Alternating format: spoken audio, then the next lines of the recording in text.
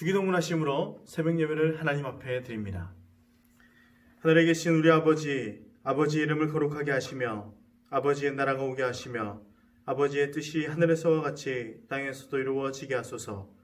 오늘 우리에게 일용할 양식을 주시고 우리가 우리에게 잘못한 사람을 용서하여 준 것 같이 우리 죄를 용서하여 주시고 우리를 시험에 빠지지 않게 하시고 악에서 구하소서. 나라와 권능과 영광이 영원히 아버지의 것입니다. 아멘. 찬송 325장 하나님 앞에 올려드리겠습니다.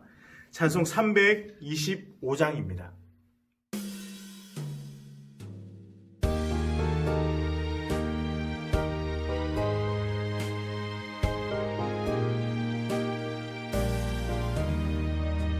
예수와 함께 계시니 시험이 오나 겁없네. 기쁨의 근원 되시는 예수를 위해 삽시다. 날마다 주를 섬기며 언제나 주를 기리고 그 사랑 안에 살면서 딴 길로 가지 맙시다. 이 세상 사는 동안에 주 이름 전파하면서 무한한 복락 주시는 예수를 위해 삽시다. 날마다 주를 섬기며 언제나 주를 기리고 그 사랑 안에 살면서 딴 길로 가지 맙시다. 이 세상 친구 없어도 예수는 나의 친구니 불의한 일을 버리고 예수를 위해 삽시다. 날마다 주를 섬기며 언제나 주를 기리고 그 사랑 안에 살면서 딴 길로 가지 맙시다.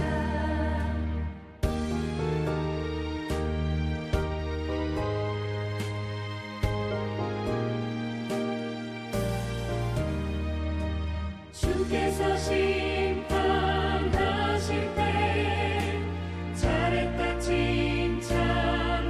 칭찬하리니 이러한 성는 받도록 예수를 위해 삽시다. 날마다 주를 섬기며 언제나 주를 기리고 그 사랑 안에 살면서 딴 길로 가지 맙시다. 오늘 우리에게 주신 말씀은 마태복음 6장 30절에서 34절 말씀입니다. 마태복음 6장 30절에서 34절 말씀 읽도록 하겠습니다.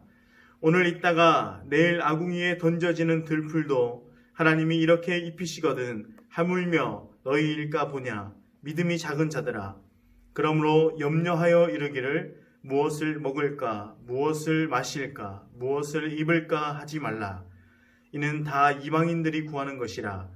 너희 하늘 아버지께서 이 모든 것이 너희에게 있어야 할 줄을 아시느니라. 너희는 먼저 그의 나라와 그의 의를 구하라. 그리하면 이 모든 것을 너희에게 더하시리라. 그러므로 내일 일을 위하여 염려하지 말라. 내일 일은 내일이 염려할 것이요 한날의 괴로움은 그날로 족하니라. 아멘. 곤지암교회 성도님들 모두 평안하시죠?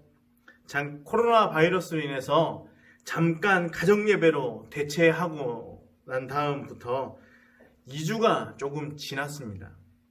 교회 공동체가 얼마나 중요한지를 요즘 저는 깨닫고 있습니다. 이럴 때일수록 우리가 하나님 앞에 더 겸손하게 나아가는 것을 게을리하지 않는 우리가 되기를 간절히 소망하면서 하나님 말씀을 함께 나누고자 합니다. 교회에 모여서 예배드리던 우리는 살아가면서 수많은 염려를 하며 살아가고 있습니다. 염려 없이 살아가는 사람이 과연 있을까요? 그렇다면 우리에게 염려가 있는 이유는 무엇일까요? 먼저는 두 주인 이상을 섬기는 것 때문일 것입니다. 한 사람의 생애는 그 누구를 섬기느냐에 따라서 달려 있습니다. 섬기는 대상이 소중할수록 섬기는 그 사람 또한 소중한 사람이 됩니다. 그리고 동시에 그에게는 염려와 불안감이 사라지게 됩니다. 그러나 섬기는 최종 주인이 많을수록 염려는 더욱더 많아지겠죠. 한 주인을 섬기고 있는 사람에게는 여러 주인을 섬기는 사람에게 발견되지 않는 도덕적 건강함과 단순함, 그리고 손상되지 않는 순수함을 발견할 수 있습니다. 위대한 한 주인을 발견하고 그분을 섬기는 것, 그것이면 만족합니다. 그것이면 충분히 염려를 물리칠 수 있고 그리고 하나님 앞에 믿음으로 살아갈 수 있다는 것입니다. 그런 의미에서 하나님을 진정 사랑하는 자는 많은 것을 얻은 자입니다. 우리는 하나님 한 분만을 주인으로 삼고 그리고 그분을 섬기며 수많은 염려를 주인 대신 하나님 앞에 맡겨버리시기를 간절히 소망하겠습니다. 그리고 미래에 대한 두 마음이 있기 때문일 것입니다. 내일도 하나님께서 우리를 도와주실까요? 그렇습니다. 우리는 내일에 대해 염려하지 말아야 합니다. 얼마나 많은 약속의 말씀이 우리에게 주어졌습니까? 성경은 이렇게 말씀합니다. 나의 하나님 그리스도 예수 안에서 영광 가운데 그 풍성한 대로 너희 모든 쓸 것을 채우시리라. 아멘. 빌립보서 4장 19절 말씀입니다. 하나님의 뜻은 우리가 오늘을 책임감을 가지고 살아가고 내일의 문제를 그분 앞에 맡겨드리는 것, 그것입니다. 위와 같은 기본 원리를 바탕으로 염려와 불안을 줄이려면 우리는 어떻게 해야 하겠습니까? 우리는 문제를 전체적으로 파악해야 한다는 것입니다. 문제를 잘 파악하는 것만으로도 문제의 절반은 어떻게 됩니까? 해결됩니다. 사람들은 나무는 보지만 숲을 보지 못하는 경우가 많습니다. 그러므로 문제를 멀리 떨어져서 바라볼 수 있어야 한다는 것입니다. 이 문제가 과연 영원한 문제인가 아니면 일시적인 문제인가를 생각해야 한다는 것입니다. 일반적으로 사람들은 염려하는 그 결과보다 염려하는 과정에서 더 피해를 보기 때문에 이 문제는 그냥 가볍게 지나쳐 넘어갈 문제는 아닙니다. 왜 우리에게 기도가 필요합니까? 삶을 살다 보면 우리의 삶과 육신은 점차 세상 속으로 내려앉고 있습니다.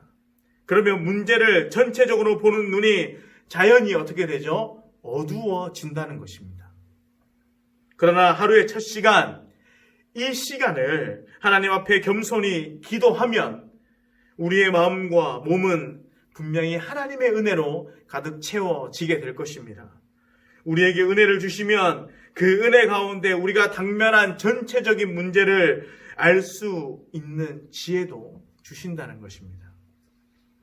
주시는 하나님의 지혜가 우리가 가진 문제를 바라보게 하고 파악하게 만들고 그리고 해결하도록 이끌어 주심을 믿으시기 바랍니다. 또한 감당할 수 있는 일에 대한 책임을 져야 된다는 것입니다. 우리 자신이 감당할 수 있는 것이라면 우리가 책임을 져야 합니다. 염려가 많은 사람들은 자신들의 책임을 지려 하지 않고 자신들의 염려를 일시적으로 치료해 주는 것들을 찾기 시작합니다. 그러나 불이한 해결책을 찾는 것은 오직 미래의 염려만 가중시킬 뿐입니다. 우리가 우리의 일에 대해 책임 있는 삶을 살기만 하면 하나님은 하나님의 인격을 걸고 우리들을 틀림없이 이끌어 주시고 책임지실 것입니다. 시험을 치러야 하는 학생이 시험을 잘 치르는 것에 관심을 가져야 합니다. 시험을 회피하는데 관심을 가져서는 안 됩니다. 그러나 혹시 학교 시험은 면제되는 길이 있을지라도 우리 인생의 삶의 과정에서 주어지는 시험은 면제될 수 없습니다. 그런데 시험을 회피하는 데만 급급하면 염려와 불안은 가중된다는 것입니다. 기도함으로 시험을 이길 수 있는 능력과 지혜를 구하는 것, 그것이 하나님께서 기뻐하시는 성도의 책임적인 삶이고 그 삶이 염려와 불안에서 우리를 해방시켜 주실 것입니다. 오늘은 마지막으로 함께 이런 기도의 제목을 가지고 기도하며 나아가고 싶습니다. 코로나 바이러스로 인해 두려움과 불신, 근심과 염려로 뒤덮인 우리나라를 긍휼히 여겨주셔서 속히 회복시켜 주시기를 위해 기도해 주시고, 또한 교회가 이 재난의 시기에 이웃을 사랑하고 하나님을 의지하게 하여 주시옵소서.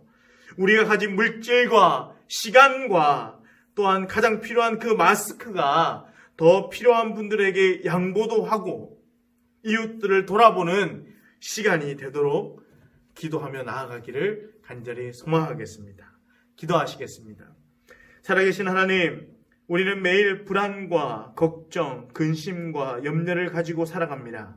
그러나 우리가 염려한다고 해서 근심과 걱정거리가 사라지지 않습니다.